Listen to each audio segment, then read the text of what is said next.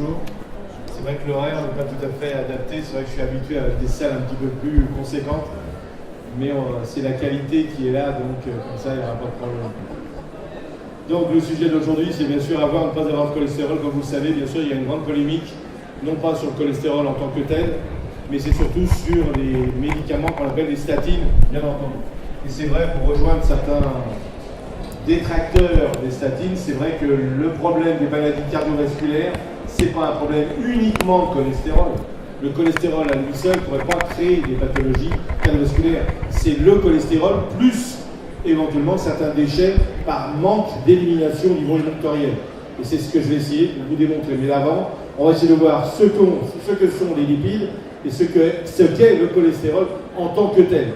Parce que là aussi, et comme toujours, c'est pour ça que j'écris des bouquins assez souvent, j'aime bien pousser des coups de gueule parce qu'il y a des choses qui sont dites et redites, d'accord, sans aucune véracité scientifique. Et les gens répètent. Vous voyez, le cholestérol, on vous parle du bon et du mauvais cholestérol. Mais il n'y a pas un bon et un mauvais cholestérol. Ça n'existe pas. Il y a un seul cholestérol.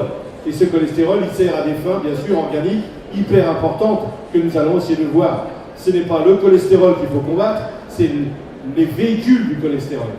C'est ça. Et là, la problématique, soit vous en mangez trop, bien sûr, mais quelquefois, il y a des gens qui ont une alimentation relativement drastique, et ils font quand même du cholestérol. Donc là, on se frappe la tête. On se dit, comment se fait-il que je fasse du cholestérol? C'est donc parce qu'on en fabrique à l'intérieur de nos propres cellules. C'est physiologique, bien entendu. Donc on va essayer de voir un petit peu tous ces éléments-là d'une manière importante. Donc, est-ce que c'est une pathologie ou un état nutritionnel? Vous savez qu'actuellement, c'est considéré comme étant une pathologie. On dit avoir du cholestérol. Il fut un temps, on essayait de prendre du beurre sans cholestérol, des œufs sans cholestérol, etc., etc. Maintenant, il y a des œufs enrichis aux oméga 3. Et maintenant, ils vont essayer de faire des œufs carrés. Donc ça rentre plus facilement dans les boîtes. Donc je ne sais pas ce qu'ils vont foutre autour du cul des poules, mais... Ça va sortir plus difficile. Non, mais vous voyez, les choses un peu aberrantes, quoi. Okay. Et j'ai bien dormi, hein. Oui, je crois. Ça a été, hein. Pas de problème, hein. Donc, c'est l'ennemi numéro 1, la bête noire, le démon des temps modernes, avoir du cholestérol, il faut combattre le cholestérol, etc., etc. Et on va voir tout à l'heure que c'est une molécule hyper utile. On en a besoin, comme on a besoin de lipides. Nous devons consommer à peu près 3 cuillerées à soupe d'huile par jour. De l'huile de première pression à froid, vierge et biologique.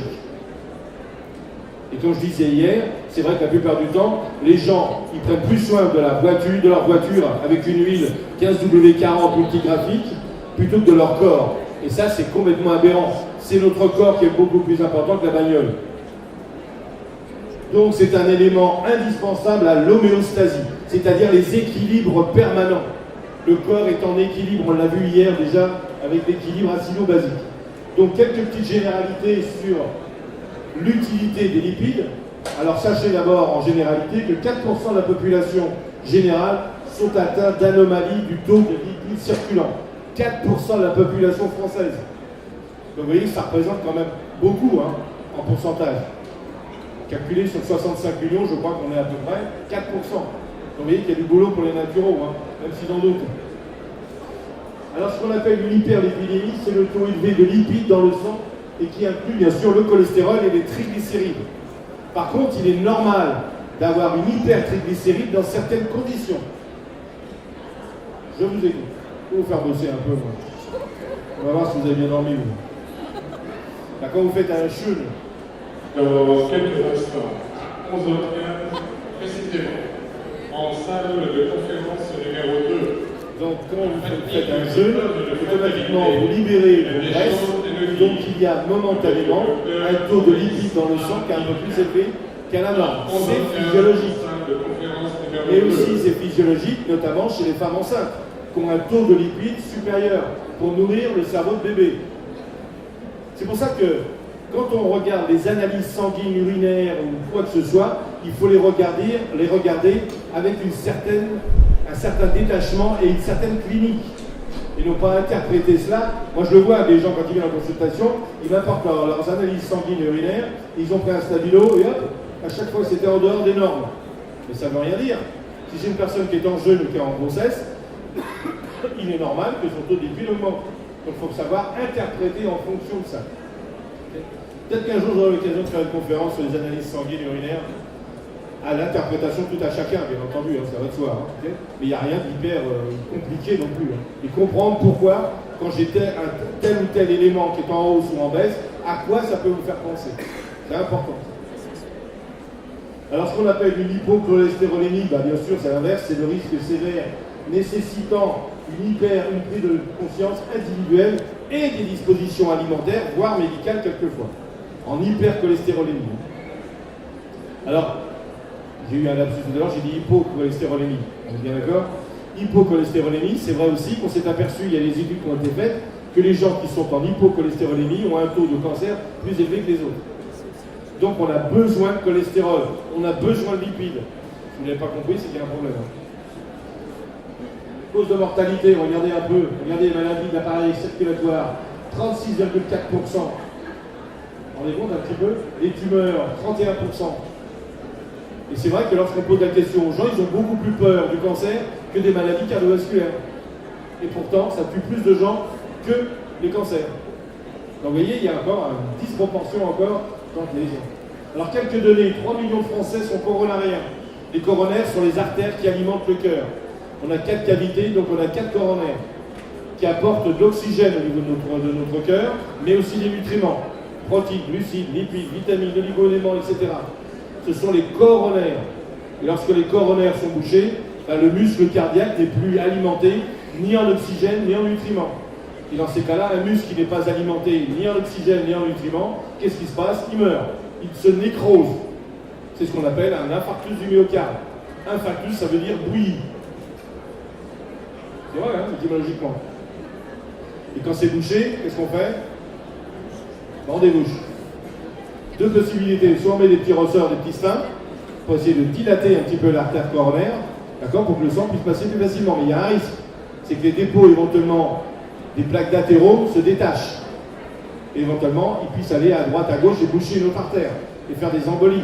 Embolies pulmonaires, embolies cérébrales, etc. etc. C'est pour ça qu'ils sont mis sous produits circulatoires. Notamment l'aspirine, cardégique, etc. pour fluidifier le sang au maximum. Qu'est-ce qu'on peut faire encore si c'est pas possible, les stents? On fait un pontage. On passe par-dessus. Simplement, comme ça, on dérive en quelque sorte là où c'est bouché. C'est bison futé. Dès que c'est bouché, on passe à côté. C'est tout pareil. Alors bien sûr, il y a certains hommes politiques qui ont cru qu'ils pouvaient déboucher leurs artères coronariennes en buvant de la vodka. C'est l'ancien président Hetzing, qui était quand même un alcoolique notoire. Lui, il pensait qu'avec la vodka, ça allait déboucher la tuyauterie. Donc de peau, ça tue les amants. Au contraire, ça se transforme en graisse aussi. Alors, donc, pas de problème. 1 million de Français sont traités par des hypolipidémiants tels que Zocor, Lipantil par exemple. Et alors la problématique, c'est que ces produits-là, qui font chuter le cholestérol, c'est vrai, mais ils altèrent une fonction qui est très importante, c'est la fonction hépatique. C'est-à-dire que les gens qui sont sous Lipantil par exemple ou Zocor, à un moment donné, ils perturbent leur foie, d'accord? Et le foie étant l'élément indispensable au niveau du cholestérol, on va le voir tout à l'heure. Donc c'est le serpent qui se mord la queue. J'ai le cas, moi j'ai mon père qui faisait du cholestérol, le médecin lui a prescrit du Lipantil, son cholestérol a baissé. Par contre, les gamma-GT ont augmenté. Et le médecin qui n'a pas fait le rapprochement entre le médicament et l'augmentation des gamma-GT, il dit à mon père, il faut arrêter de picoler, monsieur Brun. Et il voit moins que son fils. Donc, conclusion, c'était le médicament qui a altéré la fonction hépatique. Donc, vous voyez, il faut savoir, là encore, jongler en permanence et interpréter intelligemment les analyses, et non pas dire des analyses. Donc en France, les maladies cardiovasculaires sont responsables d'autant de morts que cancer, plus maladies infectieuses, plus accidents de la route. Et pourtant, les gens ont plus peur du cancer que des pathologies cardiovasculaires. Autre généralité, le fait de fumer 6 cigarettes par jour augmente le risque cardiovasculaire par 2. Un bel argument ça. Pour 20 cigarettes, le risque est multiplié par 3. Et inversement, si on supprime totalement le tabac, on réduit de 50% la mortalité cardiovasculaire. J'espère qu'il y a des gens qui fument ici. Sans commentaire. Personne fume? c'est qui boit quand ça, ils boivent que de l'eau chambrée, donc arrêtez. Dans une belle région telle que la vôtre, arrêtez. Les maladies hypertendues, parce que bien sûr, une des conséquences de ce problème de cholestérol et d'autres déchets, c'est de boucher les artères, donc la pression augmente dans les tubes, dans les artères. C'est ce qu'on appelle l'hypertension artérielle. Donc les maladies hypertendues ne ressentent généralement aucun trouble, aucun malaise, les amenant à consulter leur médecin traitant. Il n'y a pas de manifestation ou quoi que ce soit. Par contre, on s'aperçoit d'une hypertension artérielle lors de la visite obligatoire à la médecine du travail, si on fait un check-up annuel ou toute autre affection, ou alors directement lors de certaines complications cardiovasculaires. Et généralement, ça passe complètement inaperçu. C'est pour ça, mesdames et messieurs, qu'à chaque fois que vous allez voir votre médecin traitant, il faut lui demander de vous prendre l'attention. C'est un acte médical, c'est fait par le médecin. C'est normal. Et je dis ça pourquoi? Parce que là encore, il n'y a pas très longtemps, mon père va voir son médecin, et c'est ma mère qui a dû dire au médecin, vous ne prenez pas l'attention de mon mari, 85 ans. Mais non. Il faut, dans ces cas-là, vous leur demandez, prenez-moi l'attention. C'est un acte, c'est normal, c'est leur job, c'est leur boulot. Et ça permet de détecter peut-être des pathologies avant qu'elles n'éclosent. Et pour tous, c'est pareil. Demandez un bon bilan annuel, une bonne analyse sanguine complète, d'accord, et non pas seulement comme globule rouge, globule blanc, plaquettes, etc. Faites faire un bon bilan hépatique, un bon bilan neurologique, etc., etc. C'est vrai que ça coûte un peu cher, mais ça coûtera moins cher à la collectivité sociale, d'accord, que lorsqu'on découvre une pathologie annexe par la suite. Regardez le diabète, ok? Lorsqu'on découvre un diabète, c'est qu'il est déjà là, présent depuis 10 ans, 15 ans, 20 ans, quelquefois. Et quelquefois, il faut passer à l'insuline, ou avec des complications dues au diabète. Et dans ces cas-là, ça coûte beaucoup plus cher à la Sécu que si ça avait été diagnostiqué 10 ans ou 15 ans auparavant. On aurait pu faire une réforme alimentaire, une réforme d'hygiène de vie. C'est pour ça qu'il va falloir à un moment donné que les pouvoirs publics, ils acceptent l'existence des naturopathes. Nous, on a la possibilité de passer davantage de temps avec vous pour justement essayer de connaître quelle est l'origine de votre pathologie. C'est pour ça qu'il faut, la prochaine élection, vous votez pour moi. Non, pas cri président, non. Et qu'il faut qu'il y ait un corps de naturopathes qui soit institué. C'est hyper important, ça. D'accord?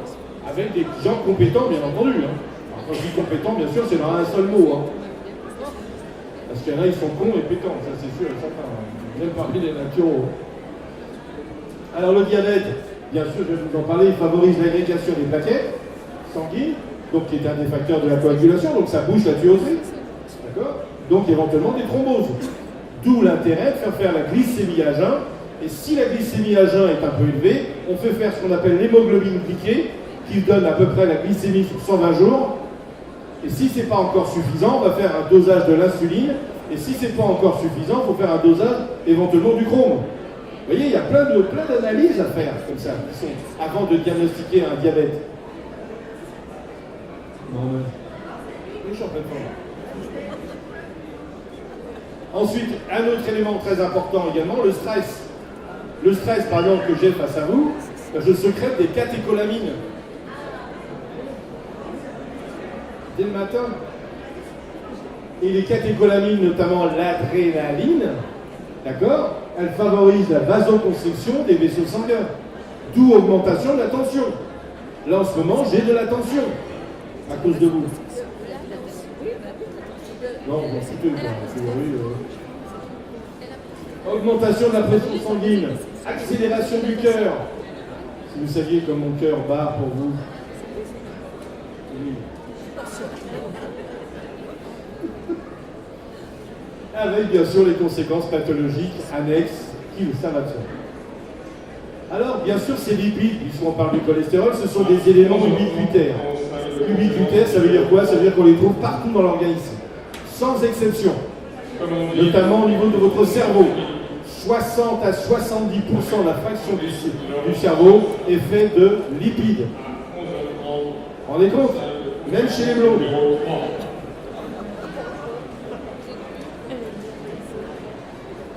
C'est pour ça que pour avoir un cerveau bien huilé, il faut manger de l'huile. C'est indispensable.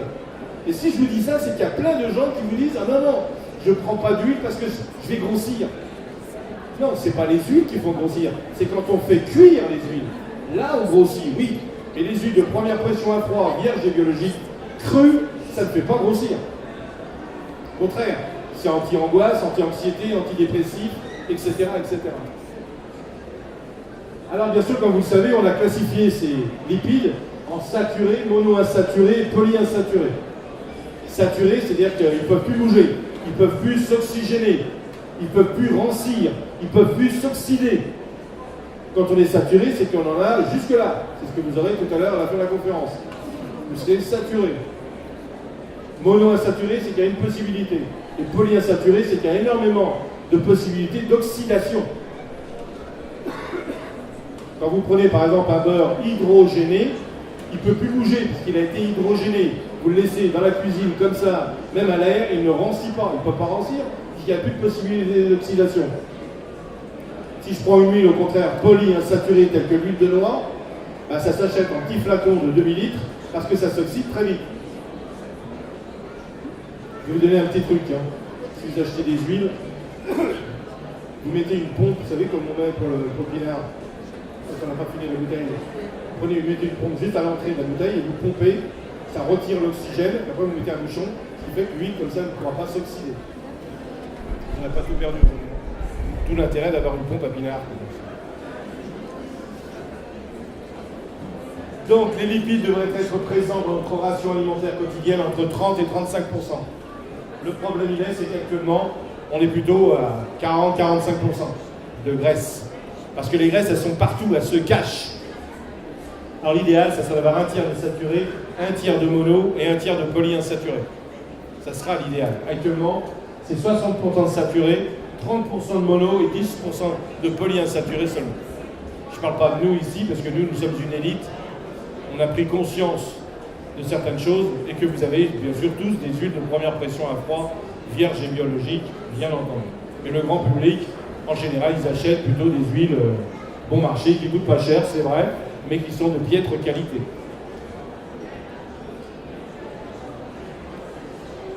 Alors le rôle des lipides dans notre organisme. Premièrement, le rôle des lipides, c'est que ce sont des aliments réchauffeurs, énergétiques éventuellement. Ils sont présents, je vous l'ai dit tout à l'heure, dans toutes les cellules nerveuses et dans notre tissu encéphalique, c'est-à-dire notre cerveau. C'est pour ça que peut-être, il fut de mon temps, parce que moi je suis quand même d'un certain âge, d'un âge certain, mais on ne rigole pas, nos parents, ils trouvaient bien de nous donner de la cervelle à manger. Je ne sais pas si vous avez goûté ça. Ça, franchement, quand je pense que j'ai bouffé ça, et les parents, ils croyaient bien faire. Ils nous filaient de la cervelle de mouton. C'est pour ça que maintenant, les gens, ils bêlent face à l'adversité de la vie, de la politique qu'on peut voir, etc. D'accord ? Mais c'était simplement, ils croyaient bien faire, bien entendu. Ils essayaient d'apporter des éléments nutritionnels. Ensuite, c'est un isolant électrique permettant la propagation de l'influx nerveux le long des gaines de myéline. Si vous préférez les gaines de myéline, vous avez un nerf et tout autour, vous avez une gaine qui facilite le passage de l'influx nerveux de cellule à cellule. Et lorsqu'il y a une démyélinisation, lorsqu'on a perdu les gaines de myéline parce qu'on fait une maladie auto-immune, on fait la sclérose en plaques. La sclérose en plaques, c'est qu'on a détruit les gaines de myéline. C'est pour ça que le docteur Catherine Kouspine, paix à son âme, parce qu'elle a fait un boulot extraordinaire qu'il faut lui rendre hommage, elle préconisait de faire des petits lavements intestinaux avec une petite poire, avec des huiles de tournesol, à garder toute la nuit. Pourquoi elle faisait ça par voie anale ? Parce que la voie anale, c'est la voie royale. Pourquoi c'est la voie royale ? Parce qu'il y a plein de ramifications sanguines, et ce qui fait que chaque fois qu'on met quelque chose au niveau anal, tout de suite c'est absorbé par le sang immédiatement. Il n'y a pas de transformation stomacale, ni quoi que ce soit. C'est pour ça que je vois ici des gens d'un certain âge, d'un âge certain aussi, on nous mettait des suppositoires. Et les suppositoires, ça passait tout de suite dans le sang. D'accord ? Il n'y a pas de transformation. Vous mettez un suppositoire d'eucalyptus, 2 minutes après, le gosse, il respirait l'eucalyptus. Ça sentait l'eucalyptus. Ça passait directement dans le sang. Mais maintenant, c'est fini. Hein. C'est vrai que dès qu'on parle de suppositoire, ça y est, on passe par un homosexuel. Et vous rigolez, mais l'autre jour sur Europe 1, toujours cette fameuse radio dont je parlais hier, il y avait un journaliste qui demande à un toubib qui était là, qui dit mais quand éventuellement on suppute qu'un enfant fait de la température, on lui prend sa température rectale. Et le médecin, surtout pas rectale, vous allez en faire un homosexuel. Quand vous entendez ces âneries, moi je suis content d'être naturo. Hein. Franchement, attendez, moi ma mère m'a fêté le suppositoire dans le trou du cul quand chaque fois j'étais malade. C'est pas pour autant que je suis devenu homo. Et quand bien même, c'est quand même pas ça qui a provoqué le goût de certaines pratiques. Enfin, faut arrêter quoi. Vous voyez, c'est des idées préconçues comme ça. Il faut continuer à prendre la température rectale. Faut arrêter. Alors maintenant, c'est le front, c'est dans l'oreille. Parce que l'oreille, ouais, c'est moins dangereux que le trou du cul. J'en rêve ou quoi. C'était le coup de gueule de 11h30. Donc 50 à 60% de la fraction solide du cerveau sont constitués de lipides. Très important. Ensuite, construction des membranes cellulaires. Nos membranes cellulaires de nos 10 puissance 14 cellules est faite de lipides. Si les lipides sont saturés, mes membranes seront saturées. Et si mes membranes sont saturées, il n'y a plus de possibilité que les éléments rentrent dans la cellule ou que d'autres éléments sortent de la cellule. Puisque c'est saturé. Ça va devenir imperméable. Or, la membrane cellulaire doit être semi-perméable. C'est-à-dire qu'il y a des choses qui peuvent rentrer, d'autres pas, et certaines choses qui peuvent sortir et d'autres pas.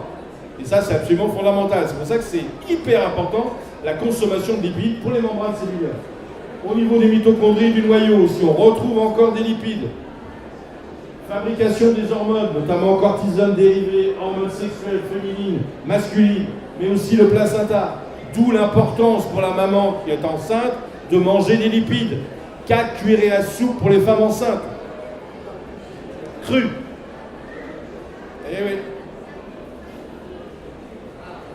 Précurseurs de médiateurs cellulaires chimiques qu'on appelle les écosanoïdes, notamment prostaglandine, trovoxane, etc., dont certaines sont anti-inflammatoires, anti-agrégants plaquettaires, fluidifiants sanguins, etc., etc. D'où l'importance.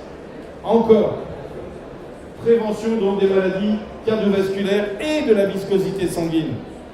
Si vous prenez des huiles saturées, ben vous allez avoir une circulation qui va être ralentie. Donc c'est pour ça qu'il faut prendre des huiles de première pression à froid, vierges et biologiques. Vous n'avez pas compris, c'est qu'il y a un problème encore. Hein. Véhiculent les vitamines liposolubles, A, D, O, K.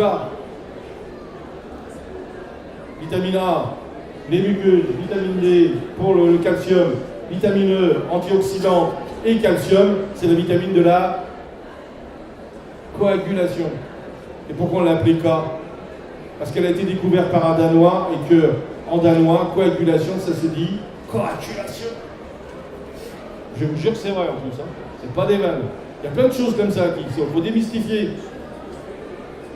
La vitamine B1, pourquoi on l'a appelée B1? Parce que c'est la première qu'on a trouvée. Et après, ils l'ont appelé B2, etc., etc. Vous voyez, il y a plein de choses scientifiques. Hein. L'artère honteuse, elle se trouve où, l'artère honteuse? Ça va vous rester, ça, vous inquiétez pas. L'artère honteuse, elle est où, l'artère honteuse? Vous savez que l'anatomie, ça a été fait par des vieux machins. Donc l'artère honteuse, elle est au niveau de la verge chez l'homme, au niveau du clitoris chez la femme. Ils ont appelé ça artère honteuse. Vous imaginez un peu? J'imagine ce soir, quand vous allez rentrer du salon, viens chérie, je vais te montrer ton artère honteuse. Eh ouais, mais il y a des choses, voilà. Allez, je continue si je veux dire des conneries. Alors les lipides, bien sûr, comme vous le savez, la constitution d'un lipide, c'est CHO, c'est-à-dire qu'il y a des atomes de carbone, d'hydrogène et d'oxygène. Parmi ces, bien sûr, ces lipides, bon, bien sûr, il y a un certain besoin, on a besoin à peu près de 100 à 150 grammes par jour de lipides, dont 95 à 98% de triglycérides et 2 à 5% de phospholipides. Pourquoi il y a une différence entre 95 et 98? C'est simplement en fonction du raffinage de ces lipides. Alors j'aime beaucoup ce dessin, vous voyez, c'est un mec en train de pédaler. Il dit alors, j'ai voulu alléger mon VTT, alors je l'ai mis au régime. Plus d'huile, plus de graisse. Non seulement il n'a pas perdu de poids, mais maintenant il fait du bruit partout. Mais oui, on a besoin de lipides, c'est fondamental. Par contre, on a moins besoin des lipides, notamment dans les viandes, dans les charcuteries, dans les abats, dans les fromages, toutes ces choses-là. Ça, ce sont des lipides saturés. Comme également dans le chocolat. Le chocolat. Le chocolat. Il y a des lipides saturés, je suis désolé. Il y a des purines aussi qui provoquent la goutte. C'est toujours une question quantitative. Il faut arrêter de dire que le chocolat, c'est thérapeutique. Hein. Faut arrêter les conneries quand même. Hein. On va se faire une monodiète au chocolat, bien sûr. Alors, qu'est-ce que c'est qu'un triglycéride, pardon? C'est l'union d'une molécule de glycérol et 3 molécules d'acide gras. C'est ça un triglycéride, 3. Okay, donc une molécule de glycérol et 3 molécules d'acide gras. Qu'est-ce que c'est que le glycérol? C'est 3 fonctions actuelles, c'est un sucre. C'est un sucre de mauvaise qualité, mais c'est un sucre. C'est belle la photo. Et les acides gras, c'est quoi? C'est une chaîne plus ou moins longue d'atomes de carbone disposés en ligne sur lesquels vont se greffer soit les atomes d'hydrogène ou d'oxygène.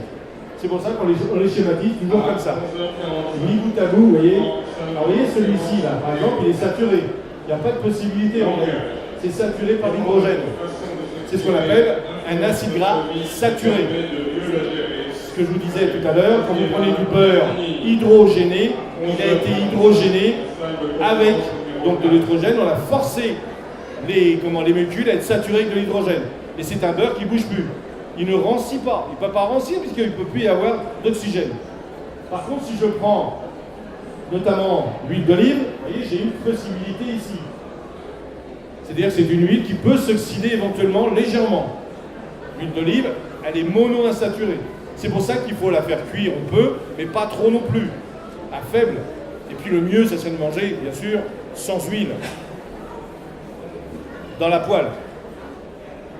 Mais par contre, vous pouvez faire cuire, par exemple, du poisson au vapocuiseur, puis dès que c'est mis dans l'assiette, vous mettez un filet d'huile, d'olive. Là, c'est parfait.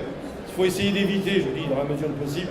C'est comme les cuisines au beurre, les gens qui foutent une quantité de beurre. Et j'ai du mal à vous le dire parce que je suis d'origine bretonne de Quimper, mes parents habitent Quimper. Et c'est vrai qu'à chaque fois que je vais à Quimper, mon père il était peintre en bâtiment et je lui dis à chaque fois, je dis attends, le beurre c'est pas pour reboucher les trous du pain, hein. C'est pas un enduit. Hein. Parce que lui il a tendance à foutre une tartine. Mais ils adorent ça. Hein, Il reste encore à savoir le beurre, la qualité du beurre. Hein. Regardez les polyinsaturés, vous voyez, il y a plusieurs possibilités. Et ça, c'est une huile qui peut bouger, qui peut s'oxyder. S'il y a des atomes d'oxygène qui viennent, ils vont venir saturer. Donc, les acides gras sont classés en 4 groupes. Les acides gras saturés, les acides gras monoinsaturés et les acides gras polyinsaturés, oméga 6 et oméga 3. Alors, pourquoi on les appelle oméga? Bonne question, hein? Je me suis fait chier à trouver la réponse, hein? C'est l'alpha et l'oméga. L'alpha et l'oméga, c'est le début et la fin. C'est-à-dire que, pour dire oméga 3, eh bien, c'est qu'il y a une double liaison possible à 3 atomes de carbone de la fin. Quand c'est oméga 6, c'est au bout de 6 atomes de carbone de la fin. C'est pour ça qu'ils les ont appelés oméga. Soit 3, soit 6, soit 9, soit 12, etc. Donc, oméga 3, première double liaison part du 3e atome de carbone. Et là, pour l'oméga 6, à la base, au 6e atome de carbone. Voilà, vous avez appris quelque chose pour une fois. C'est trop fort? Ça va pas rester. Monsieur. Non, je sais qu'il n'y aura que l'artère honteuse qui va vous rester, mais bon. Alors attention, les oméga 6, comme tous les oméga d'ailleurs, sont sensibles à l'oxydation de la chaleur et à la chaleur. Donc il ne faut pas les faire cuire. En général, essayez d'éviter de faire cuire vos huiles de première pression à froid, vierge et biologique. Moi je connais des gens, ils font des frites avec de l'huile de première pression à froid, vierge et biologique. Dès qu'elle est cuite, elle devient aussi dégueulasse que les autres huiles. Donc c'est pas la peine d'utiliser des huiles qui coûtent cher pour faire des frites. Ou alors c'est que vous avez les finances. Hein. Chaque fois que vous faites ça, vous prenez une frite à 1 €. Donc c'est pas la peine, faites des frites, ok, pourquoi pas. Okay. Donc s'il y a une surconsommation d'oméga 6, on va avoir une surutilisation de la vitamine E pour essayer d'éviter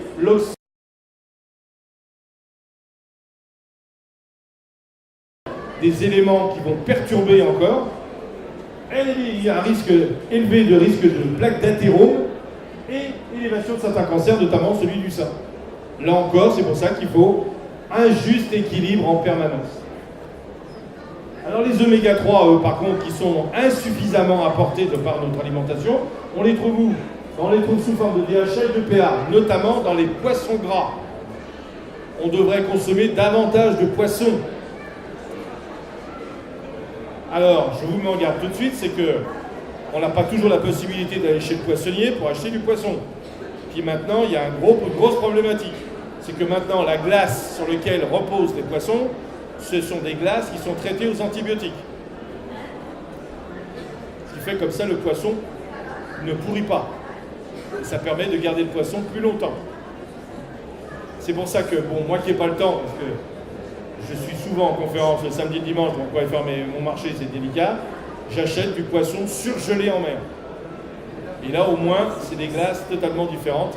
Et au moins, c'est surgelé en mer, donc il n'y a pas de problème adéquat. Et ouais. Problématique. Donc, protection contre les pathologies cardiovasculaires, contre certains cancers, contre les pathologies inflammatoires, allergiques, auto-immunes, atténue également les effets pernicieux du stress. Là aussi, je précise bien sûr que mon intention n'est pas de supprimer les stress, parce que si je pouvais le faire, croyez-moi que je le ferais pour moi, c'est pas le stress qu'il faut supprimer, ce sont les effets pernicieux des stress.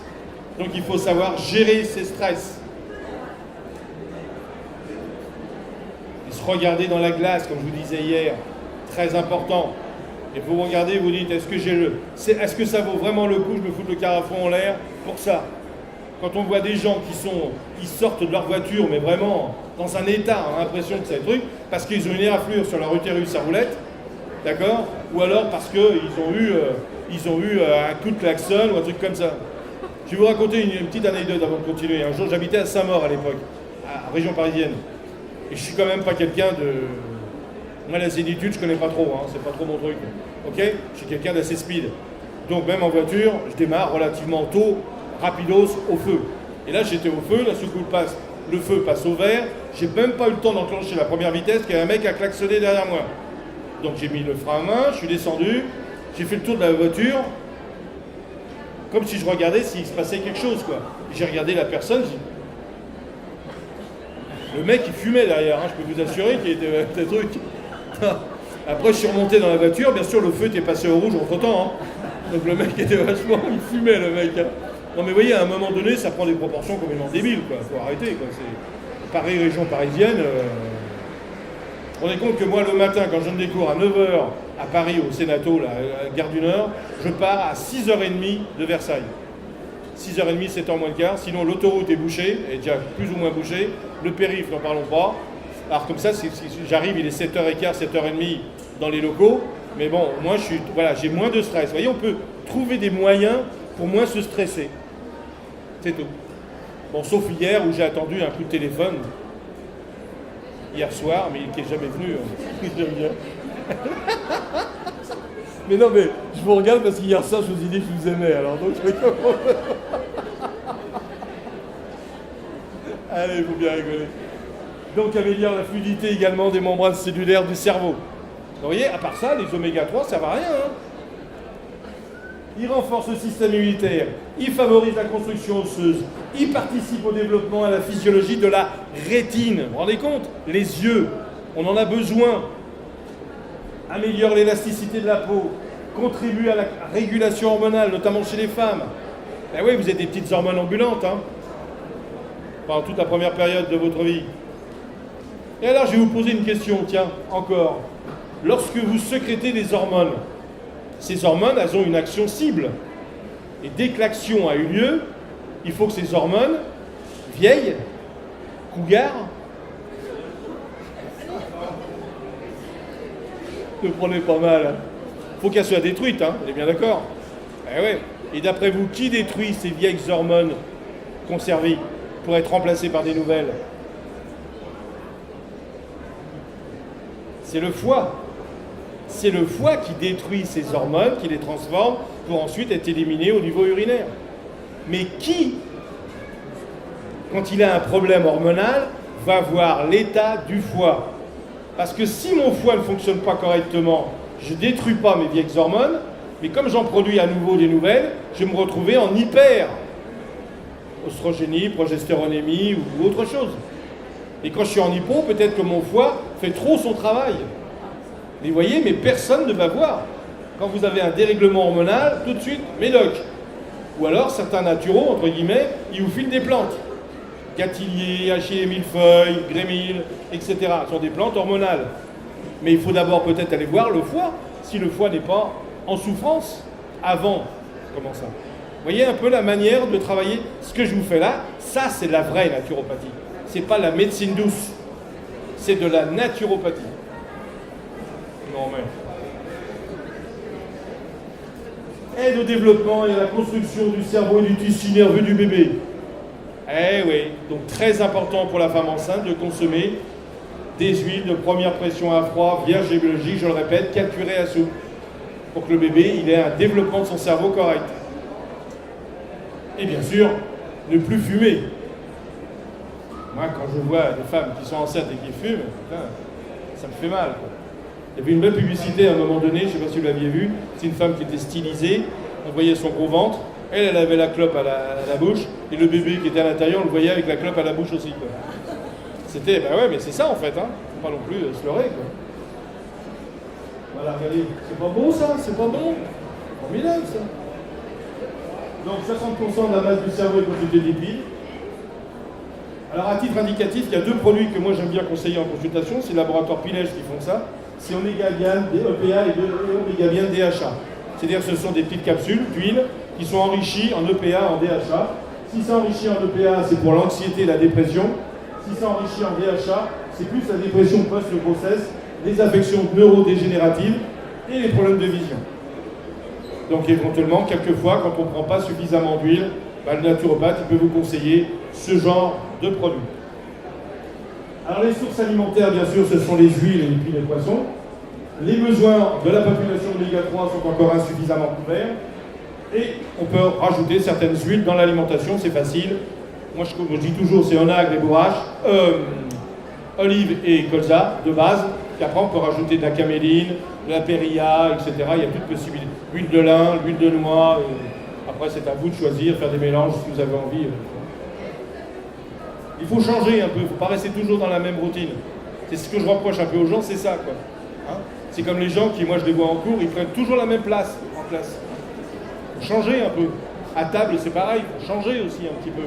Au lit aussi, il faut changer. De place, pas de mec. Bon, ça on va passer. Alors dans le cas d'une naissance prématurée, ça aussi c'est extraordinaire. La réserve du nouveau-né dans la cigarette de 3 à 4 jours. Donc là encore, nécessité, soit au niveau des laits maternisés, de rajouter des huiles dedans, qui ne sont pas assez riches, ou alors donner de sein. Parce que le lait de maman, d'accord, il s'adapte en fonction de l'âge de l'enfant. Si l'enfant est prématuré, il y a une richesse dans le lait qui est différente que s'il naît à terme. S'il y a des jumeaux, pareil, le lait se transforme. Et il se transforme en fonction de l'âge de l'enfant. C'est parfait. On a été conçu parfaitement. Enfin, je parle pour moi. Non, mais c'est extraordinaire, quoi. Alors, je vais vous poser encore une question. Avoir un enfant, c'est physiologique, on est bien d'accord. Avoir 2 enfants, c'est physiologique. Avoir 3 enfants, c'est pathologique. Pourquoi? Parce que vous avez 2 seins. Eh ben oui. Des jumeaux, vous pouvez les alimenter. Des triplés, c'est difficile. C'est pas la même chose. Alors l'autre jour, j'ai posé la question à une de mes élèves, disant pourquoi les femmes elles ont 2 seins. Je voulais leur faire penser que voilà, on peut avoir 2 enfants. Et l'autre, elle me regarde, elle me dit parce que les hommes, ils ont 2 mains.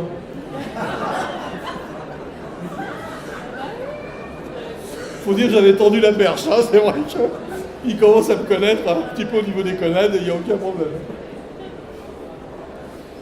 Donc il faut absorber chaque jour, pour avoir un cerveau bien huilé, 2 grammes d'acide alpha-linoléique et 10 grammes d'acide linoléique. Et ça c'est selon les données du docteur Jean-Marie Bourg, qui est un directeur de recherche à l'INSERM. Alors vous savez très bien qu'au niveau des lipides, il y a une notion aussi qui est très importante. Il y a les lipides qui sont naturels, bio, et on les appelle 6-6. C'est bioactif, c'est-à-dire c'est conforme à notre physiologie. D'accord? Bien structuré, anatomiquement, pas de problème. Par contre, si je prends ces 6-6 et que je les fais cuire, ou je les malaxe, ou je les mélange, etc., ils vont se transformer. Et dans ces cas-là, on les appelle trans-6. C'est une forme d'insaturé aussi, mais non biologique et non physiologique. Donc ils sont aussi dégueulasses que ceux que vous achetez dans le commerce et qui sont pas chers. Donc eux, ils se dissimulent partout, notamment dans les margarines, les pâtisseries, etc. Alors qu'au départ, on est parti sur quelque chose de bio et de correct. Hein. Mais après, ça a été malaxé. Donc ça se comporte comme les acides gras saturés. Ok? Transformation. C'est comme les transsexuels. Ça a la gueule d'eux, mais ça n'en est pas. Surprise, surprise. Vous voyez, ça va vous rester dans la tête, ça aussi au moins.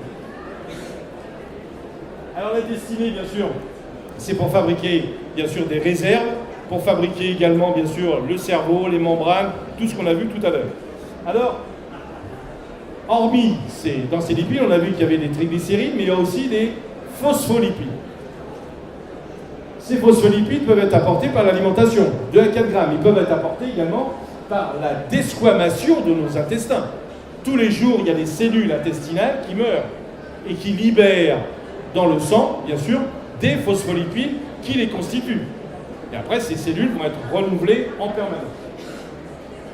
Et parmi ces phospholipides, vous avez bien sûr les stérols. Et parmi les stérols, vous avez le fameux cholestérol. Il provient de l'alimentation et de sa synthèse endogène intestinale et hépatique. Les 2 tiers du cholestérol sont fabriqués par le foie et l'intestin. Les 2 tiers. Et seulement 1 tiers provient de l'alimentation. Eh oui. Et ça, la plupart du temps, les gens ils pensent que c'est que le casse-croûte. Et je vais vous raconter encore une anecdote. Un jour, j'ai un type qui vient me voir en consultation. Et il arrive avec ses analyses. Il avait 3 grammes de cholestérol total. J'étais jeune naturo. Et je me suis dit, oh, ça va être chouette. Il doit bouffer de la charcuterie, le mec, des abats, du beurre, du sauciflard, et tout ce qu'on veut, etc. Et là, le mec, je lui dis, bah voilà, donnez-moi un exemple de votre alimentation quotidienne. Il ne mangeait pas d'œufs, parce qu'il avait peur de s'encrasser. Il ne prenait pas d'huile, parce qu'il ne voulait surtout pas grossir. Il ne prenait pas d'olive, il ne prenait pas de charcuterie, il ne prenait pas d'abats, etc. Et là, j'ai été dans la merde. Je me rappellerai toute ma vie. Je dis, putain, mais qu'est-ce que je vais faire, moi? Avec un mec comme ça, c'est pas possible, ça. Et c'est là que j'ai réalisé qu'il y avait quand même 2 tiers qui sont fabriqués par le foie et les intestins. Et qu'il n'y a pas que l'alimentation, bien entendu. Et on va voir justement en détail. Alors, il faut bien savoir que vous avez à peu près 3 quarts du cholestérol qui est fabriqué par le foie. Mais il n'est pas fabriqué, lui, par le foie en tant que tel. Il est véhiculé. Et le foie fabrique un véhicule, une lipoprotéine qu'on appelle LDL. LDL, c'est une lipoprotéine qui transporte le cholestérol jusqu'à nos cellules. Okay? Et là, au niveau de nos cellules, le LDL, il fait toc toc toc, parce qu'il y a des récepteurs sur les membranes cellulaires. Et là, la cellule, soit elle en a besoin pour fabriquer tout ce que nous avons vu tout à l'heure, et elle dit, pas de problème, tire la bobinette et la chevillette cherra. Et le cholestérol rentre à l'intérieur de la cellule, où là, la cellule va se servir du cholestérol pour fabriquer des hormones, pour fabriquer des membranes, etc., etc. Deuxième possibilité, le LDL, il amène le cholestérol au niveau de la cellule. Le LDL, il fait toc, toc, toc, et la cellule lui répond, va te faire foutre, je suis déjà pleine. Qu'est-ce que tu vois, hein. Mais dans ces cas-là, le cholestérol ne peut pas rentrer dans la cellule. D'accord? Mais s'il ne peut pas rentrer dans la cellule, qu'est-ce qui va se passer? Le LDL va libérer le cholestérol à l'extérieur de la cellule. Et c'est ce cholestérol qui peut s'amalgamer avec un petit peu de calcium, des déchets, etc. et constituer des plaques d'athérome. C'est pour ça qu'on l'a appelé le mauvais cholestérol. Mais ce n'est pas un mauvais cholestérol au sens exact. C'est parce qu'il est en excès. ou qui ne peut pas rentrer à l'intérieur de la cellule. Troisième possibilité, j'ai pas assez de cholestérol endogène à l'intérieur de mes cellules, le LDL il arrive, il fait toc toc toc.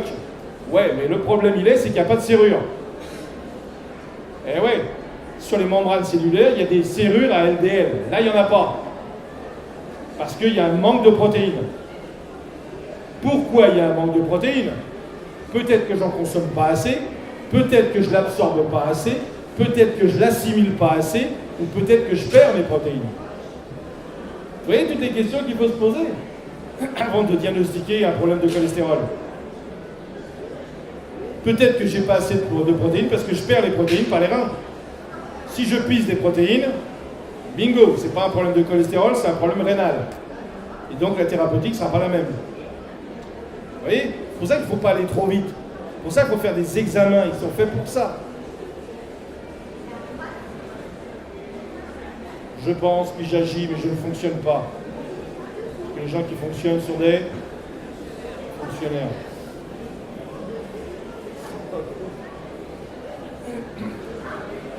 Donc je répète, le cholestérol il participe à la membrane cellulaire, précurseur des acides biliaires, précurseur des hormones, précurseur de la vitamine D, précurseur de la gaine de myéline, formation des membranes cérébrales, etc., etc. Vous vous rendez compte un petit peu ces fonctions hyper importantes et pourtant sans tête à vouloir bouffer sans cholestérol. C'est l'aberration. Alors c'est l'hypoprotéine, donc bon et mauvais, il n'y a qu'un cholestérol mais il y a deux transporteurs. Je vais vous donner un autre exemple. Imaginons, alors je ne vais pas embêter toujours la même personne, sinon après elle va se sentir. Je vais m'approcher de l'image. Imaginons que demain je vis sur Mademoiselle, je vous emmène aux Seychelles. Et en plus de ça, les ménages. On va aux Seychelles. Donc je passe vous chercher, d'accord? Je commande un taxi au foie. C'est derrière la centrale des taxis, G7, et voilà, donnez-moi un taxi vide. Donc, j'arrive chez vous, hop, on met les bagages. Le bagage, c'est le cholestérol. Il nous amène à Roissy. Mais là, à Roissy, manque de peau. Grève du personnel au sol et en l'air. On ne peut même pas rentrer dans l'aérogare. C'est-à-dire que la cellule, elle est fermée. Mais le LDL, le taxi, il nous dit, moi, j'ai pas que ça à faire. Je vous dépose. Et il nous dépose avec des baloches à la porte de l'aérogare. Qu'est-ce que je fais? Je prends mon téléphone portable et je téléphone à G7, le foie, pour dire écoutez, on est dans la merde, envoyez-moi un taxi vide.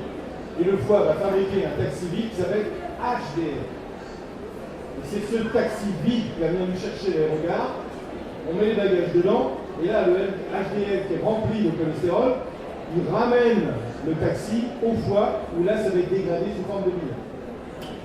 Pour être éliminé. Donc de peau, hein. Si je fais ça pour une prochaine fois. Une fois que j'allume, je me dis si je m'en ouais, bon, ouais. Ça va, c'est explicite comme image. Donc le problème de cholestérol, c'est soit l'alimentation bien entendu, soit un problème de foie et d'intestin. Si mon foie fabrique trop de LDL et pas assez de HDL, bingo, j'ai un problème. Et inversement, si je fabrique trop de HDL et pas assez de LDL, pareil, j'aurai pas assez de cholestérol au niveau cellulaire. Vous voyez, on est toujours dans les équilibres, comme hier, on parlait d'équilibre acido-basique, bah, c'est exactement la même chose. Toujours pareil. Et donc, chaque fois qu'il y aura un problème de cholestérol, d'accord, il faut tout de suite aller voir l'alimentation, bien sûr, mais se poser la question également au niveau du foie et des intestins. Et notamment au niveau du foie, qu'est-ce qui peut perturber mon foie? Pourquoi il déconne? Pour parler clairement. Alors, qu'est-ce qu'il n'aime pas, le foie? Il n'aime pas quoi? Mais il n'aime pas le stress, oui. Bien sûr, il n'aime pas le stress. Mais il n'aime pas aussi les frustrations. Quand on me refuse d'aller aux Seychelles. Ok. Mais il n'aime pas quoi encore? Il n'aime pas le froid. Le foie, c'est l'organe le plus chaud de l'organisme. Le sang rentre dans le foie à 37 et des poussières. Et il ressort à 41,7. Eh oui, c'est pour ça qu'il faut réchauffer en permanence notre foie. C'est pour ça que les anciens mettaient la bouillotte sur le ventre. C'est pour ça qu'ils bassinaient le lit avant de rentrer dans le lit. C'est pour ça qu'ils mettaient la ceinture de flanelle autour des reins et du foie, qui sont les deux organes les plus chauds de l'organisme. C'est pour ça qu'éventuellement, il faut mettre la main également sur le foie quand on a une main chaude. Mais ouais. C'est pour ça qu'on est fait pour vivre normalement sous les cocotiers. Mais ouais. Et nous les hommes entourés par des vainés. Merci pour votre aide, hein, les mecs, c'est sympa. Je me sens tout seul en général. Bon. Mais non, mais on est fait pour vivre dans les pays chauds. Hein. Et puis on n'est pas fait pour travailler. D'accord? Au contraire, on est fait pour pêcher, danser, faire l'amour, etc. Ouais, c'est tout, c'est pas... Alors que là, on s'emmerde à bosser comme des malades pour essayer d'arriver à quelque chose où on n'arrivera jamais. Ou alors, vous gagnez beaucoup d'argent et puis vous allez mettre ça au Panama. Mais après, eux, ils ont peur après de leur pognon, parce qu'ils ont peur qu'on leur pique. Alors, donc, moi, l'avantage, c'est comme j'en ai pas, je risque pas de le perdre. Donc, conclusion, ça me fait moins peur. Et comme ça, je suis beaucoup moins stressé que tous ces gens-là en permanence. Quoi. Il y a quand même une disproportion, quand même. Hein. Petit aparté, mais le jour, je regardais sur une, je ne sais plus quelle revue, là, Benzema, le joueur de football. Déjà, premièrement, dès qu'ils ont le ballon, ils le filent à quelqu'un d'autre. Ils sont cons, ils n'ont qu'à le garder. Hein. Putain. Et Benzema, il a quand même un jet privé, le mec. Tout ça pour taper dans un ballon. Quand on voit les chercheurs à l'INSERM ou à l'INRA ou quoi que ce soit, qui sont quand même, ils sont payés, je sais pas combien, 400 fois moins qu'un mec qui tape dans un ballon. Et quand on fait la quête pour le cancer, pour la mucoviscidose, et on fait des quêtes, il y aurait du pognon peut-être à essayer à prendre un petit peu ailleurs, hein, franchement. On ferme la parenthèse. Mon père m'appelle Robespierre, hein, donc je dis tout de suite. Donc bien penser qu'il y a un transporteur qui s'appelle LDL qui apporte le cholestérol au niveau de la cellule, et il y a un transporteur qui s'appelle HDL qui va chercher le cholestérol qui est en excès. Donc là encore, bien sûr, équilibre. Regardez, les beaux schémas là, on voit bien hein, comme ça. Vous voyez, les dépôts qu'il peut y avoir de cholestérol, de calcium et d'autres déchets. Et on voit très bien que ça peut boucher la tuyauterie. On va passer sous silence celui-là. Ça va vous faire peur, vous avez mal à la tête après. Mais bien simplement pour vous faire comprendre que c'est le foie qui fabrique HDL et LDL. Le foie et les muqueuses intestinales.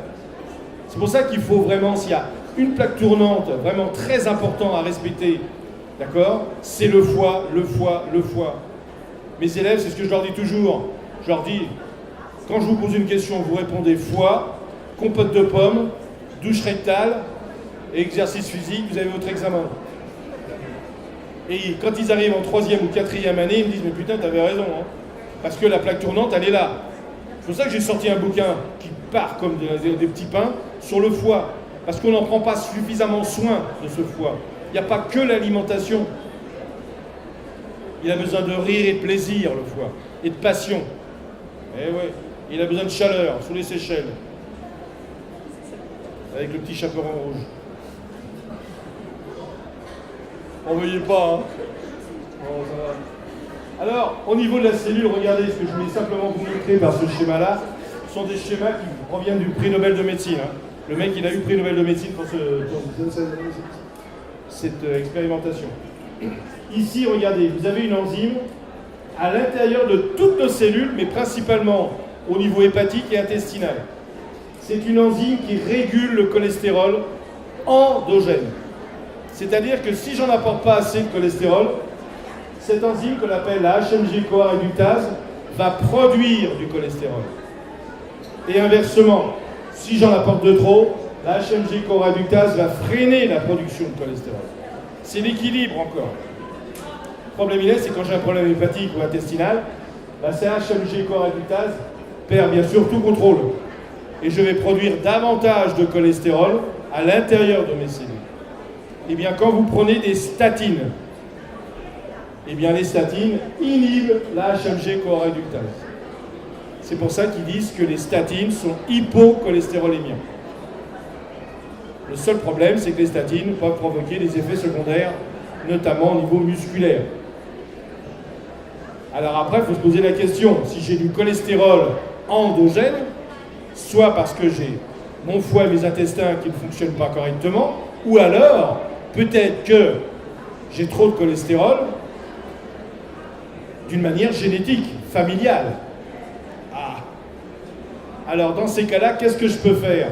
Soit éventuellement, j'essaie de réguler mon foie, mes intestins par la naturopathie, mais quand c'est génétique, au niveau naturopathique, on n'en est pas encore là, au niveau génétique. Hein.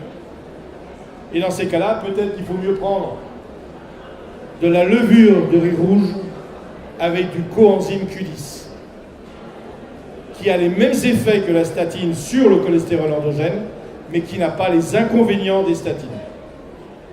Alors je sais qu'il y en a certains qui disent que la levure de riz rouge et le COQ10, ça a les mêmes effets néfastes que les statines.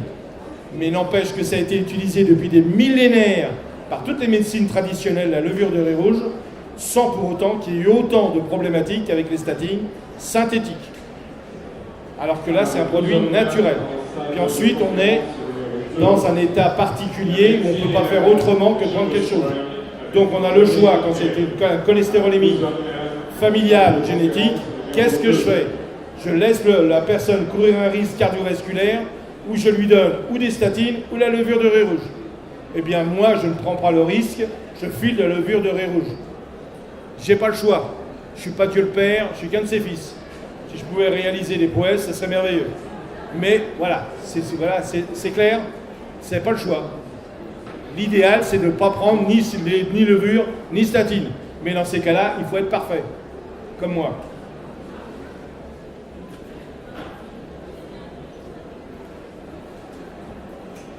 Ce cholestérol donc, est en excès soit endogène, soit exogène, non capté par la cellule, risque de se déposer sur la paroi interne des vaisseaux, associé avec d'autres déchets tels que le calcium et puis d'autres déchets, ralentir le courant en le bouchant partiellement ou totalement, et empêche l'irrigation des tissus avec une nécrose handicapante des tissus constituant les organes.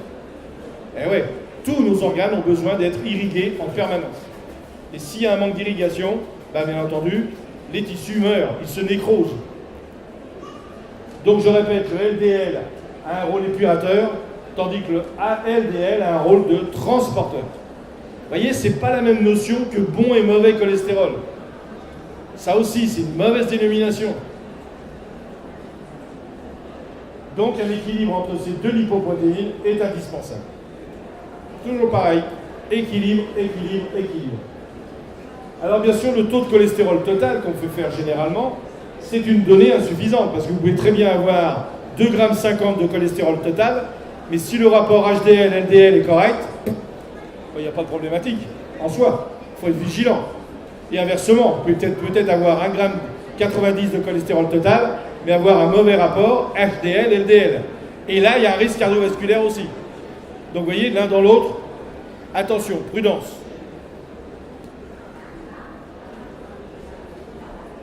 Donc l'augmentation des LDL est athérogène, alors que l'augmentation des HDL a un effet protecteur contre l'athérosclérose. Là encore, problème de vocabulaire. On fait d'abord de l'athérosclérose, suivi d'artériosclérose. C'est pas la même chose. Et maintenant, on utilise les deux termes d'une manière impromptue. Alors il est à noter, mesdames, que chez la femme, les oestrogènes élèvent le taux de HDL.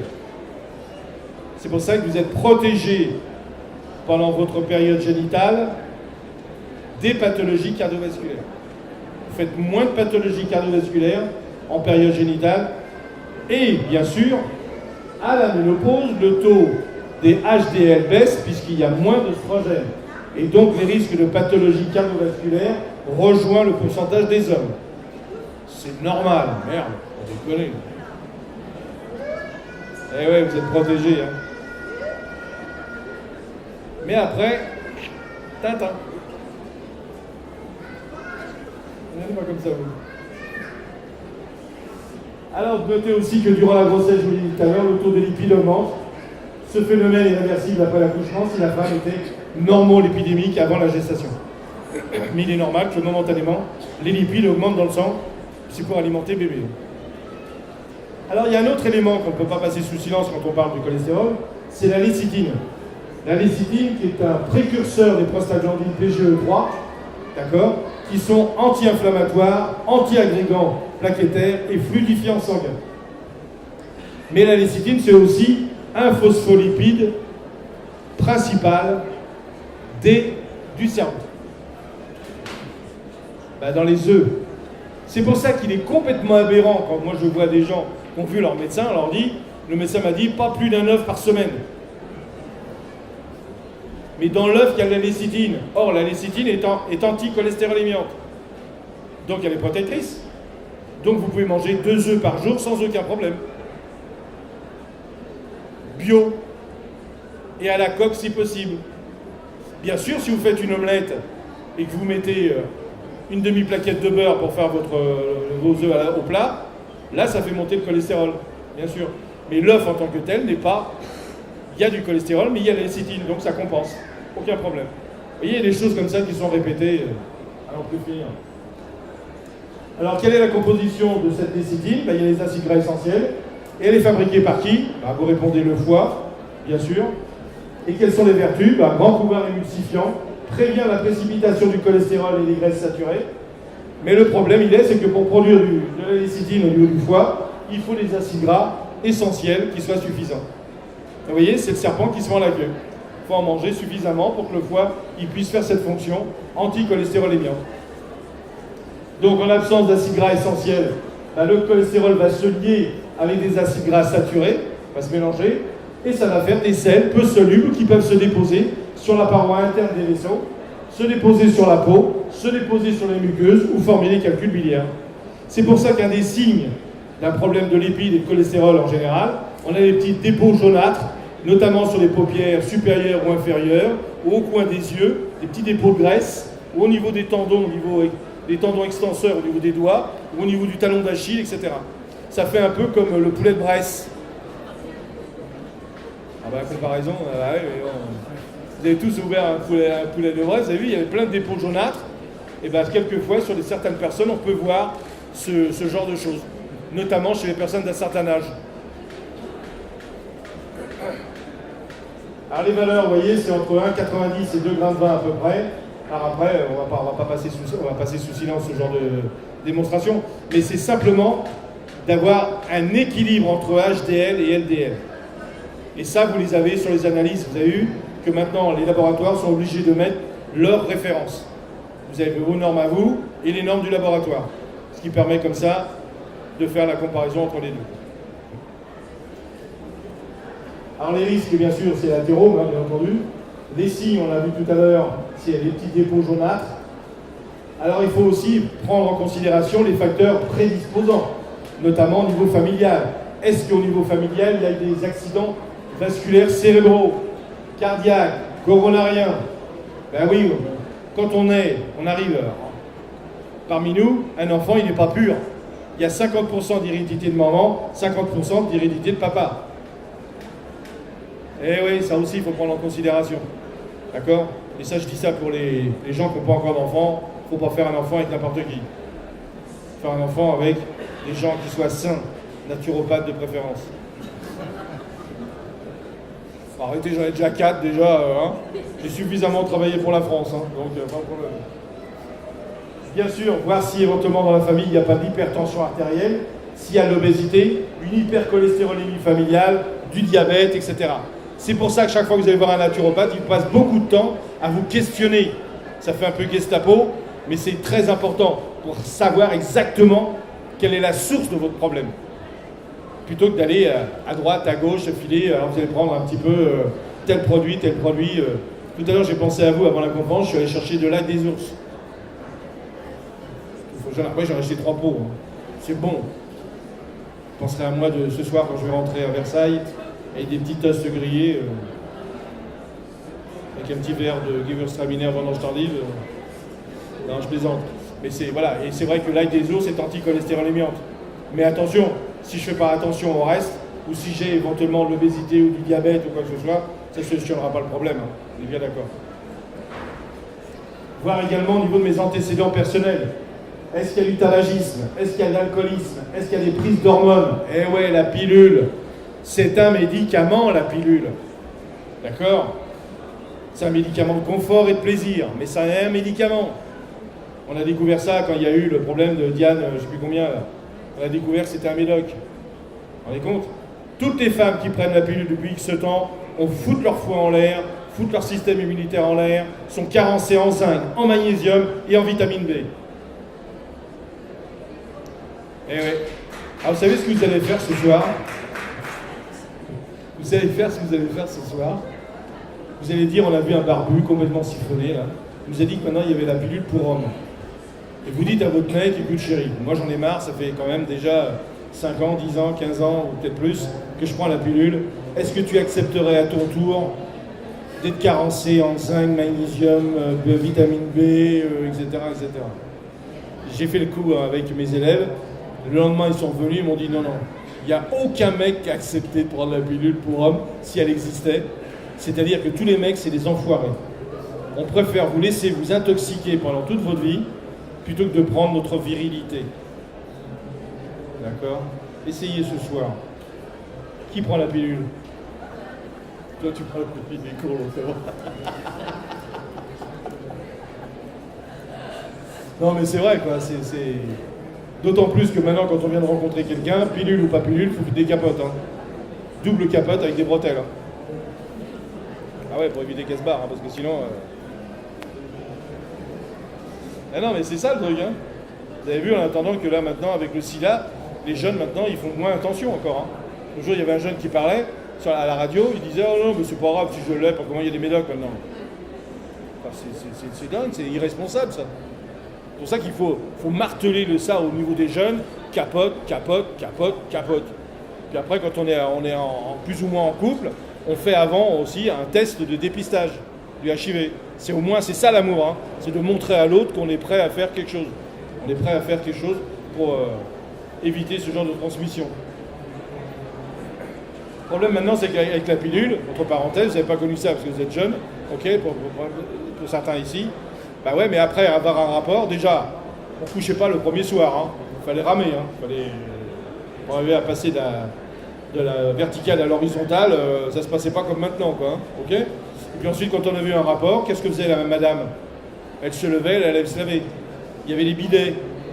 Eh ouais, les bidets, c'était vachement utile, d'accord? C'était le rinçage du troisième œil, comme je l'appelle, moi. Et les mecs se levaient, ils se lavaient aussi. Et c'est pour ça qu'il y avait moins de maladies sexuellement transmissibles. Alors que maintenant, il y a une recrudescence des maladies sexuellement transmissibles. Alors, entre parenthèses, on ne dit plus maladies sexuellement transmissibles. Hein. On dit IST, infection sexuellement transmissible. Parce que maladie, c'était péjoratif. Tu t'es foutu là où il fallait pas, et puis c'est marrant. Hein. Donc, état de stress également, bien sûr. Est-ce que, attention au stress personnel ou familial, bien entendu. Il ne faut pas l'oublier, ça. Hein. La plupart du temps, les gens ils voient que le stress au niveau professionnel. Mais même des fois au niveau familial, c'est un stress. Les enfants, la femme, le mari, la maîtresse. C'est pas facile, hein, gérer tout ça. Et quand on en a 2 ou 3, alors là, c'est encore pire. Hein. C'est pas trop ouais. Hypertension artérielle, diabète, obésité, hypothyroïdie et bien sûr le sexe. Quand je parle de sexe, bien entendu, c'est masculin ou féminin, bien entendu. Donc vous voyez, il faut en tenir compte, les hommes font plus de cholestérol que les femmes. Je vous dis, vous êtes protégés, vous. Alors le danger, bien sûr, c'est la douleur poitrine côté gauche à l'effort, douleur en région cérébrale sans étiologie, donc des maux de tête, perte d'équilibre, vertige, perte de la mémoire, diminution de l'acuité visuelle, etc.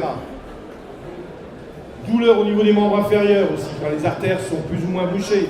Donc on a la claudication, on ne peut pas faire plus de 50 mètres en marchant. Et à l'examen médical, il y a un souffle artériel qui est diminué. On entend moins le passage du sang dans les artères. Alors les corrections, on va essayer bien sûr, soit on peut prendre des traitements pharmaceutiques. Il y a 2 traitements pharmaceutiques actuellement. Il y a ce qu'on appelle les fibrates de deuxième génération et les statines. Les fibrates, vous en connaissez certains, c'est phénofibrate, lipanor, lipantine, qui bien sûr ont une action sur le cholestérol et les triglycérides. Et les statines qui ont un effet très important pour l'abaissement du LDL cholestérol qui abaisse très peu les triglycérides, qui augmente modérément le bon cholestérol, mais par contre, qui bloque donc l'enzyme HMG-CoA réductase. Et là, les statines, vous les connaissez, Zocor, Vastel, Elisor, Taor, Lodales, Fractal, etc. Mais il y a des effets secondaires, notamment au niveau d'une enzyme musculaire qu'on appelle la créatinine phosphokinase. Donc les conséquences des médocs en permanence, ce sont des médicaments, ce sont des produits de synthèse, et le foie, il n'aime pas ça. Et comme le foie il est déjà perturbé au problème du cholestérol, c'est encore le serpent qui se mord la queue. Donc il va essayer d'avoir... Il va falloir avoir du cœur. Pour avoir du cœur, c'est les 3 A. Amour, action, alimentation. Alimentation, diminuer l'apport total des graisses alimentaires. Essayez de choisir son alimentation. 30% de la ration alimentaire totale suffit. Augmenter la ration alimentaire des acides gras riches en acides gras polyinsaturés. Donc les huiles de première pression à froid, vierges et biologiques. Diminuer la ration alimentaire du matière grasse riche en acides gras saturés. Les charcuteries, les abats, les viandes rouges, diminuer la consommation de cholestérol alimentaire, notamment dans certaines viandes bien grasses, le mouton, l'agneau, qui sont riches en cholestérol. Diminuer la consommation abusive de glucides. Eh ouais, les gens qui consomment trop de glucides en disant « ouais, mais c'est bon, ça me donne de l'énergie, etc. » Là encore, on est dans un excès. User et abuser de fibres alimentaires. Pourquoi ? Parce que plus vous allez utiliser d'aliments avec des fibres, moins vous allez pouvoir absorber votre cholestérol, parce qu'il y aura un transit qui va être accéléré. Beaucoup caca.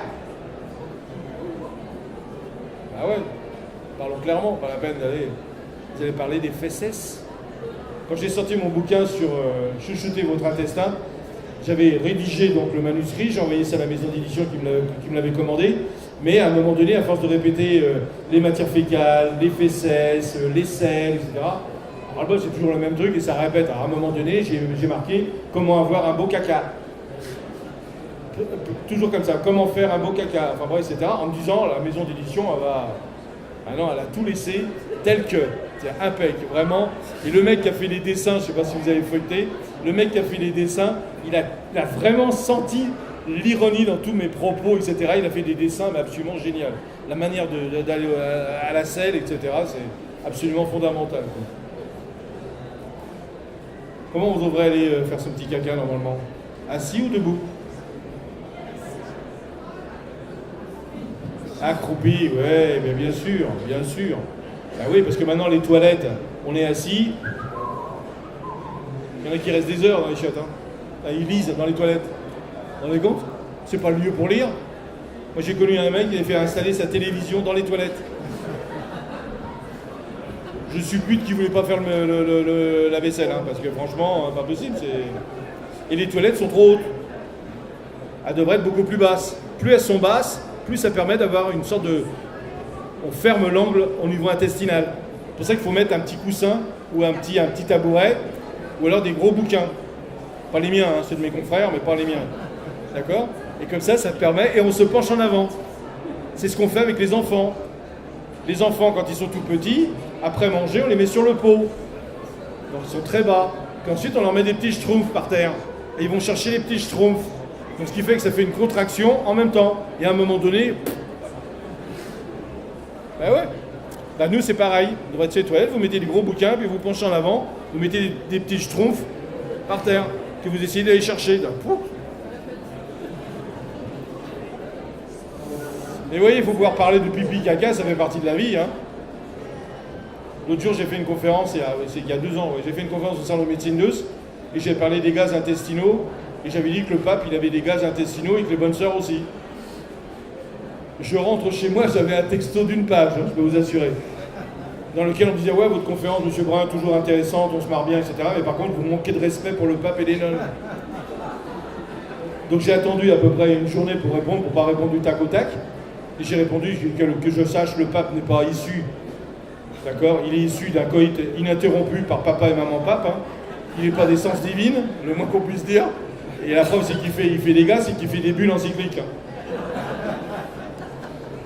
Et que les paix de nonnes, c'est des gâteaux. Donc il faut arrêter les conneries, quoi, merde, quoi. Mais vous voyez, les gens, c'est marrant que les cons parlent Bibi Gaga, on a l'impression que c'est tout le monde pète, arrêtez, faut pas déconner. Et on va tous à la selle, même Hollande, hein, vous l'imaginez tous les jours à 6h30, fait pout-pout.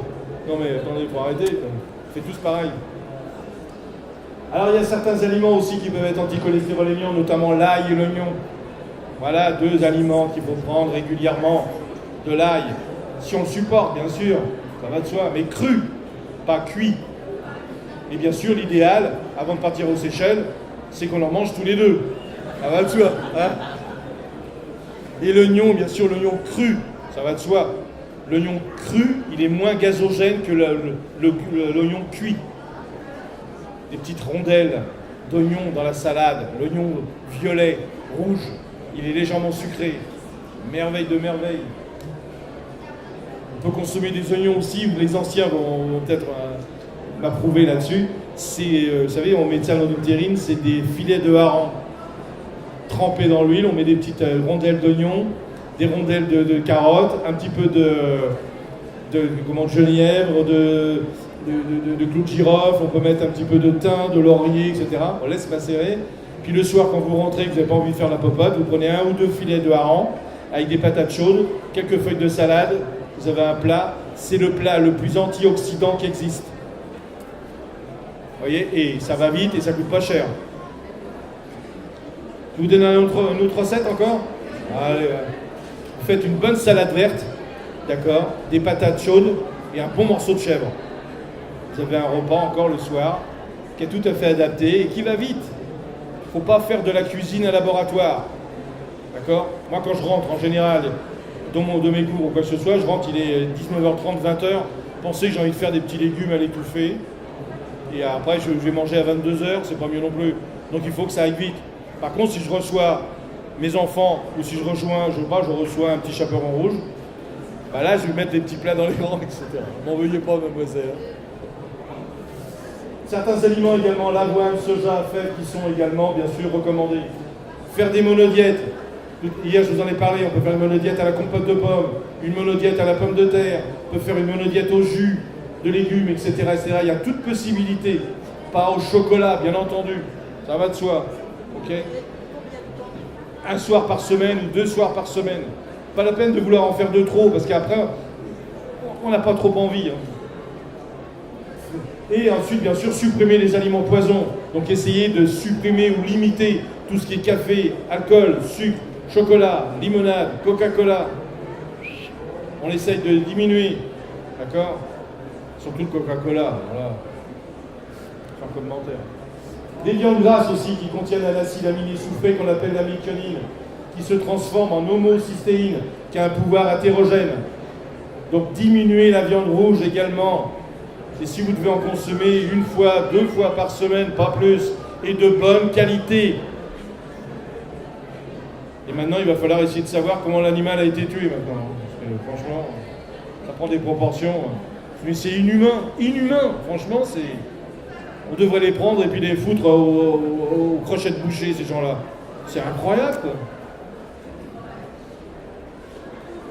Alors, il y a aussi un autre élément qui peut être intéressant pour faire diminuer le cholestérol, c'est l'acide glutarique, qui a une action hypolipidémiante et protectrice du cancer, notamment du côlon, avec des germes d'alfalfa. Voilà, hein, les graines germées, c'est d'une facilité à faire. Ça prend 2 secondes matin et soir. C'est l'aliment le plus riche en vitamines, oligo-éléments et enzymes à consommer le matin et le midi. Essayez d'éviter le soir parce que quelquefois c'est tellement énergétique que ça risque de vous empêcher de dormir. Moi, c'est ce qui se passe. Hein. Je prends des graines d'alfalfa le soir, je ne dors pas de la nuit. Et vous regardez les journaux télévisés, un être R dans les rues de Versailles, c'est moi. C'est catastrophique. Hein. Par contre, si vous avez une intention belliqueuse vis-à-vis de votre conjoint ou de votre conjointe, là, vous pouvez manger des graines d'alfalfa. Puis vous lui en donnez aussi, comme ça, au moins, pas de problème. Les brocolis, choux de Bruxelles. Choux de Bruxelles qui se mangent crus aussi, hein, en lamelles. Pour ceux qui ne sont pas coliteux, hein, bien sûr. Chou-fleur, tomates, épinards, pamplemousse, pommes, cerises, abricots. Tout cela, ce sont des éléments qui contiennent de l'acide glutarique hypolipidémiant. Donc là encore, on peut faire, par exemple, quand ça sera la période des abricots, on peut faire 1 soir par semaine ne manger que les abricots. Mais en mastiquant bien. Eh ouais, il faut que tous les jours à 10h et 17h, vous pensiez à moi, madame. Parce qu'il faut bien mastiquer. Si vous mangez vos aliments et vos fruits trop vite, tout de suite ça ballonne. On prend son temps. On mange 1 ou 2 abricots, bien sûr, c'est tout. On mange pas le noyau, bien entendu, mais bien mastiqué. Alors le chocolat. Le chocolat. Le chocolat avec son cacao contient environ, pour 100 grammes, 1 à 2 mg de cholestérol. Rien que ça. D'accord? Ça contient 27% de lipides, avec 62% d'acides gras saturés. 62% d'acides gras saturés dans le chocolat. Et seulement 38% d'acides gras insaturés. Mais ça contient des protéines, c'est vrai. Ça contient des hydrates de carbone, des vitamines du groupe B, du vitamine B, E. Donc c'est bien. Mais ça contient aussi de l'acide oxalique. Acide oxalique qui peut être à la source notamment de lithiase rénale ou biliaire. La caféine, la sérotonine qui est l'hormone du sommeil et de la relaxation. Ça contient du magnésium aussi, bien sûr. Et quant à dire que c'est quand même un aliment santé, peut-être pas pousser le bouchon quand même. Hein. Donc en manger parce que ça fait plaisir, un petit quart une fois de temps en temps, oui. De bonne qualité, oui. Mais pas, c'est pas du chocolat santé pour les pathologies cardiovasculaires.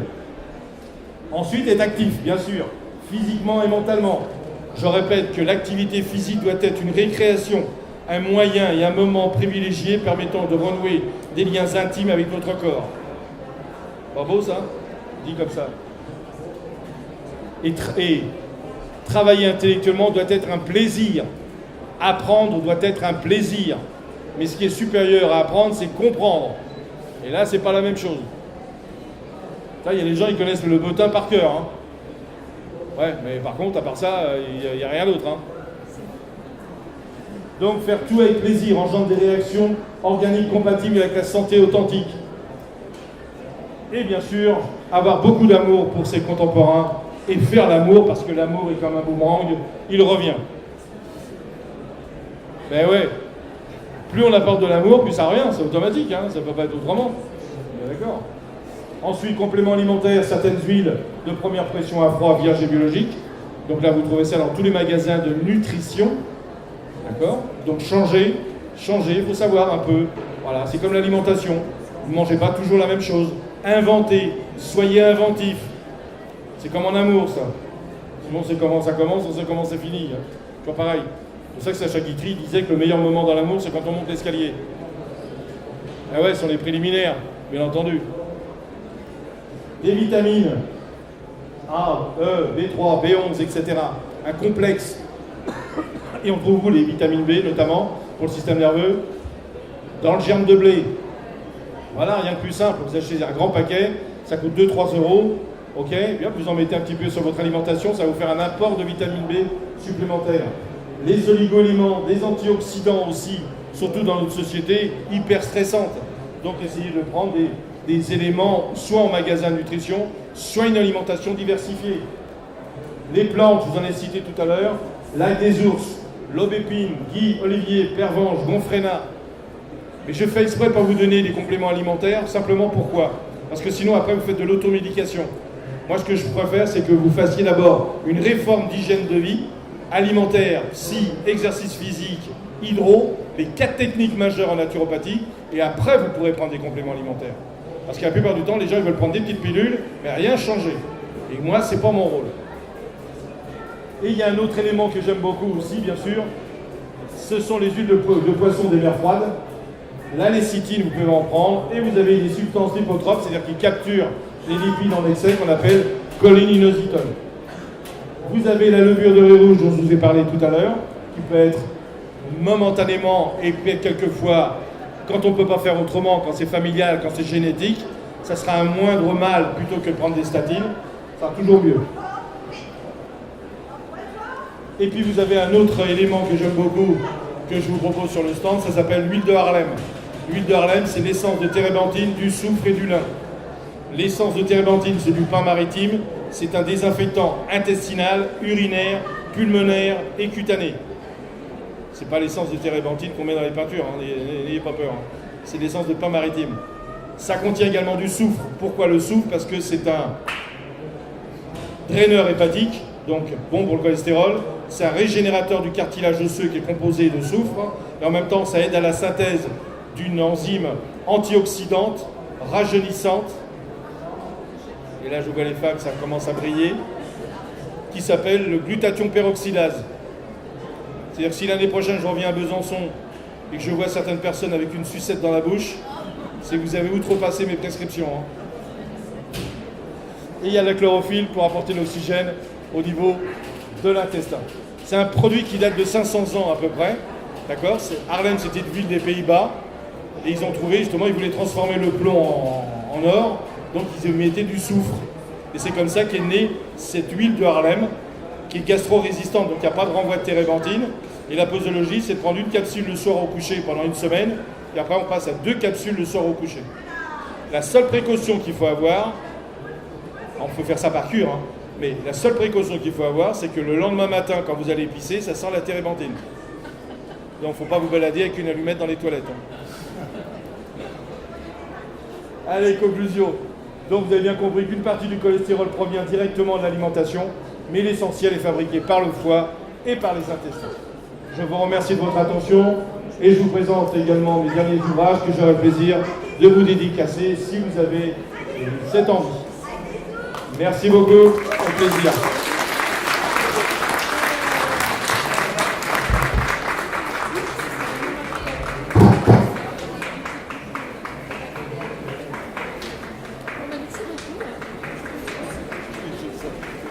C'est bien, il y en a qui profitent de la situation. Allez, je vous attends sur le stand si vous voulez pour qu'on discute encore un peu. En pharmacie, certaines pharmacies le font, mais pas tout le temps. Et juste derrière, les balustrades.